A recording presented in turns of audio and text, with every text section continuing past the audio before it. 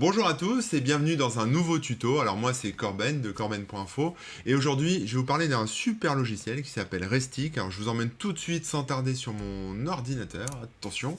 Voilà, alors Restic, vous le trouverez sur restic.net. C'est un outil qui s'installe aussi bien sous Linux que sous Windows ou sous Mac, et même sous FreeBSD il me semble, hein, si je dis pas de bêtises.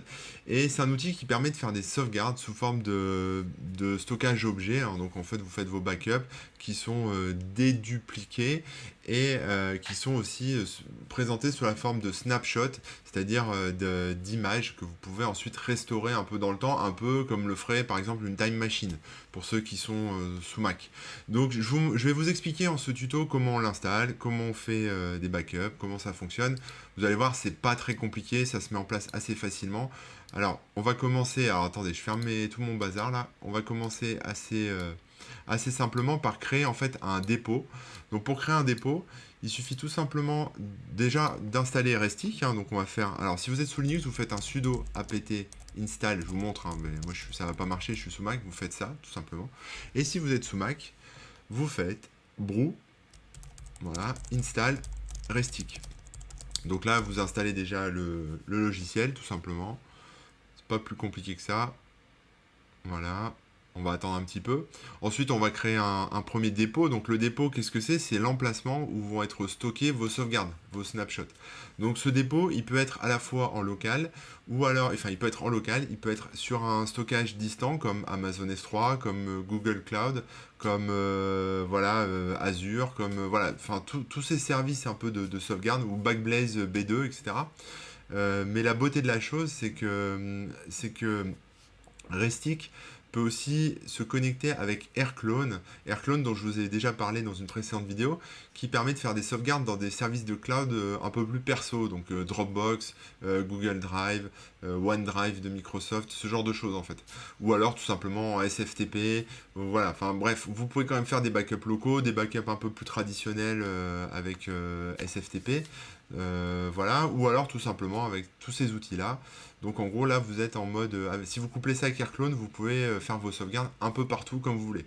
Pour peu que vous activiez aussi le chiffrement AirClone comme ce que je vous ai montré dans la précédente vidéo, que je mettrai en lien sous la vidéo et puis probablement à la fin de cette vidéo, vous êtes plutôt tranquille, c'est-à-dire que même si on pirate entre guillemets votre là où sont stockées vos sauvegardes, comme elles seront chiffrées, elles seront totalement inexploitables.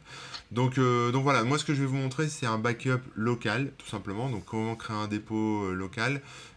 Voilà, mais après c'est le même concept hein, pour quelque chose un peu plus distant, hein. Donc on va faire simple. Donc déjà on va initialiser, donc là on a installé Restic.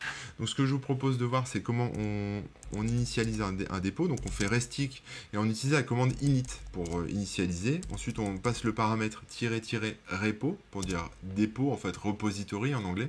Et là vous mettez l'emplacement de votre dépôt. Alors pour l'emplacement, moi j'ai mis ça dans un dossier. Voilà, enfin dans un dossier qui se trouve sur un autre disque dur que j'ai qui s'appelle interne. Et donc j'ai un dossier backup, tout simplement. Donc je vais créer mon dépôt dans le dossier backup. Voilà, après vous pouvez faire vos sous-dossiers comme vous voulez. Donc là il me demande un mot de passe. Donc vous mettez un mot de passe. Ce mot de passe, évidemment, après vous pouvez le changer, vous pouvez en ajouter d'autres users, etc. Donc voilà, donc ce mot de passe, faut y penser, hein. Si vous n'y pensez, enfin si vous ne le notez pas, si vous ne le sauvegardez pas, vos sauvegardes, vous ne pourrez pas y accéder. Donc si je vais dans mon dossier backup ici, voilà, là, qu'est-ce qui se passe? Mon dossier backup, vous voyez, il m'a créé tout un tas de fichiers en fait. J'ai un fichier config, des datas, donc c'est pour ça que je vous dis c'est du stockage objet, hein, c'est de l'object storage. Donc tout est stocké sous forme d'objet. Vos fichiers sont pas, on va dire, stockés en clair et zippés comme la plupart des outils de sauvegarde de ce style. Donc faut s'habituer à ça et qu'on aime ou qu'on n'aime pas, en tout cas, à vous de voir. Maintenant, ce qu'on va faire, c'est qu'on va rentrer la ligne de commande pour faire sa sauvegarde Restic. C'est son premier backup hein, qui va envoyer tous vos fichiers dans l'object storage qu'on vient de créer. Donc pour ça, on va taper Restic. Donc ça, c'est voilà, la commande. Ensuite, vous faites un "-r". Vous mettez l'emplacement de votre sauvegarde, hein, donc, enfin de l'emplacement de votre dépôt Restic. Donc moi, c'est volume interne backup. Voilà, tout simplement. Ensuite, vous faites "-" verbose, pour que ça soit un peu bavard, qu'on voit un peu ce qui se passe. N'oubliez pas hein, le paramètre backup, très important, sinon ça ne fonctionnera pas. Et puis ensuite, on va pointer vers le dossier que vous voulez sauvegarder. Donc ça peut être, voilà, ça peut être vos documents, enfin, voilà, ce que vous avez besoin de sauvegarder, le backup de votre serveur, etc. Donc moi, ça se trouve dans mon dossier download et j'ai un truc qui s'appelle documents importants. Voilà, j'ai un dossier avec mes documents importants et je vais tout simplement lancer le backup. Donc là, il me demande le mot de passe que j'ai rentré tout à l'heure. Donc je mets mon petit mot de passe top secret. Et c'est parti. Donc là, il va lancer en fait l'insynchro et remplir en fait l'object storage avec tous mes, tous mes fichiers, tout simplement. Donc j'ai mis un peu des fichiers en vrac que j'avais sous la main. Donc il y en a un peu beaucoup. Mais voilà, ça défile. Donc je vais vous passer ça un peu en accéléré. Et puis ensuite, on va voir comment justement, après, manipuler les snapshots, les snapshots du backup Restic. Voilà, la sauvegarde est terminée. Donc ça c'est cool. Maintenant ce que je vous propose c'est qu'on en fasse une deuxième, histoire d'avoir deux snapshots pour que ça soit un peu plus sympa. Donc je vais rajouter un peu des choses dedans. Qu'est-ce que je vais prendre? Voilà, je vais juste prendre deux fichiers là, voilà. Et puis je vais les remettre dans mon dossier téléchargement documents importants. Et je vais remettre en vrac ces deux fichiers là. Donc ça permet justement de ne pas tout rebackuper. Hein. C'est une sauvegarde qui est dédupliquée. Hein. Donc c'est-à-dire qu'elle est seuls les fichiers nouveaux sont ajoutés de manière incrémentale. Donc on va relancer la commande tout simplement. On remet le mot de passe. Donc vous voyez là, juste avant, il m'a créé un snapshot qui a un ID qui est le 55EF2DCB. Voilà. Ça, on pourra les lister après. Donc là, il recommence le backup. Et là, ça a été beaucoup plus rapide. Hein. Il a vu les deux fichiers que j'avais rajoutés. Et c'est terminé. Et le snapshot a un deuxième ID, enfin un ID un peu différent. Donc maintenant qu'on a, imaginons qu'on mette cette ligne de commande dans une cron tab, donc voilà, qu'elle se lance tous les jours automatiquement, etc. On va imaginer maintenant qu'on veuille voir un peu ce qu'on a comme snapshot. Donc pour faire ça, c'est assez simple, vous faites restic-r toujours, et vous remettez l'emplacement de votre dépôt restic. Donc voilà, volume, interne pour moi, backup, voilà. Et ensuite vous utilisez la commande, enfin le paramètre snapshot, voilà, avec un S à la fin. Vous faites entrer, on vous demande le code. Et là, voilà, ça va me lister mes deux snapshots. Donc on voit un peu l'heure à laquelle ils ont été faits, la date, etc. Donc ça permet un peu de voir ce qu'on a à dispo. Maintenant l'idée c'est de pouvoir savoir en fait restaurer tout ça. Donc je vais vous montrer déjà avant de restaurer comment on va dire on peut supprimer des snapshots et voilà, enfin manipuler en fait les snapshots.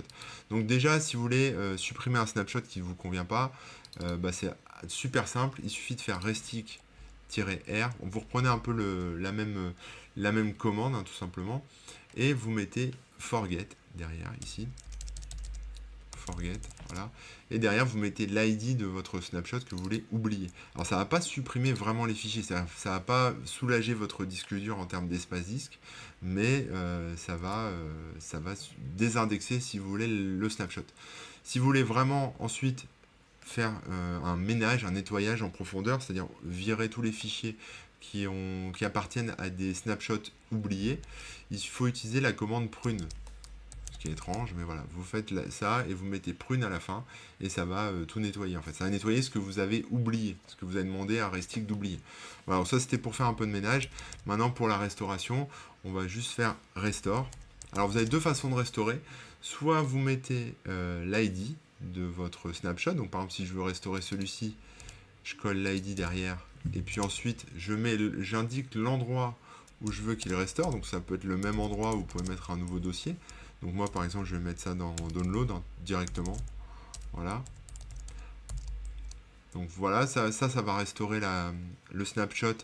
Alors pas le dernier snapshot, mais l'avant-dernier, celui de 18h47, dans le dossier download. Alors ça va vous faire un chemin, un dossier qui va tout contenir. C'est-à-dire que ça va contenir vous aurez un dossier user qui va se créer avec le dossier Corben, avec le dossier download, dans lequel il y aura le dossier doc important. Ça ne va pas restaurer juste le contenu. Hein. Donc vous inquiétez pas de balancer ça dans un dossier, dans un répertoire comme ça. Vous aurez une arborescence derrière. Ça ne va pas mettre tous vos fichiers en vrac dans le dossier.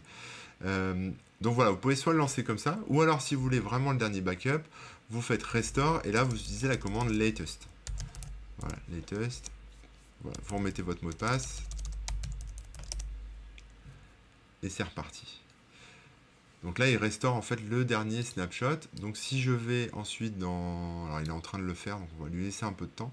Mais si je vais dans mes downloads qui se trouvent ici, téléchargement, vous voyez, j'ai un dossier user qui s'est créé, comme ce que je vous disais, dans lequel il y a un dossier, il y a un répertoire de download, dans lequel il y a mes documents importants, et ils sont en train d'être restaurés. Voilà, c'est pas fini, mais vous voyez, ils commencent à arriver là.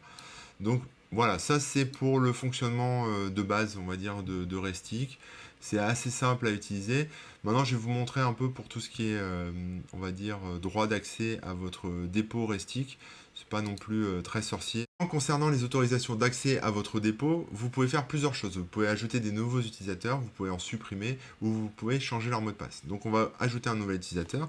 Donc pour ça, vous faites restic-r, vous réindiquez le chemin d'accès à votre backup Restic. Voilà, comme ceci. Ensuite, vous faites key add et là vous ajoutez. Alors, vous vous connectez à votre truc et vous ajoutez une nouvelle clé d'accès à votre dépôt. Donc là, j'ai ajouté une nouvelle clé d'accès. Voilà, très bien. Donc vous voyez, c'est une clé d'accès qu'après vous pouvez communiquer avec quelqu'un d'autre, ce qui vous permettra ensuite de révoquer cette clé sans révoquer la vôtre, si vous avez besoin. Donc maintenant, si vous voulez lister un peu les clés d'accès qui existent, vous repassez la même commande, sauf qu'au lieu de faire key add, vous faites key list. Vous remettez votre mot de passe de dépôt, ou l'autre, hein, peu importe le user que vous avez pris, et vous obtiendrez la liste des users accrédités, des ID accrédités pour accéder au dépôt. Alors celui où il y a une petite étoile devant, c'est celui dont j'ai utilisé le mot de passe, c'est celui qui m'a renvoyé les infos. Donc maintenant, admettons que je veuille en supprimer un, je veux supprimer celui-là, je copie son ID, et ensuite vous faites un key remove, c'est la même commande sauf qu'on fait remove, et on met derrière l'ID du user qu'on veut supprimer. Vous mettez votre mot de passe, on patiente un petit peu, et voilà, et la clé a été supprimée, donc on ne pourra plus se connecter avec ce user, tout simplement.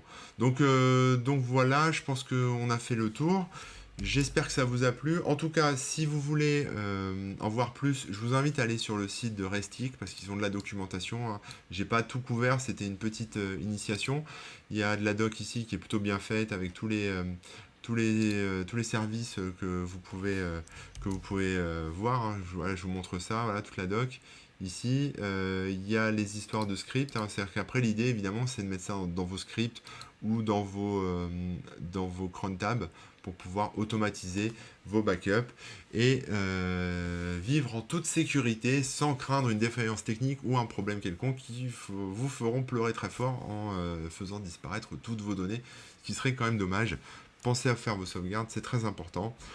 En attendant, bah écoutez, j'espère vous retrouver bientôt pour un prochain tuto de backup ou d'autres choses. En attendant, vous pouvez me retrouver sur Twitter, Corben, sur le site corben.info et également sur Twitch, CorbenFR. Voilà, allez, à très bientôt. Ciao.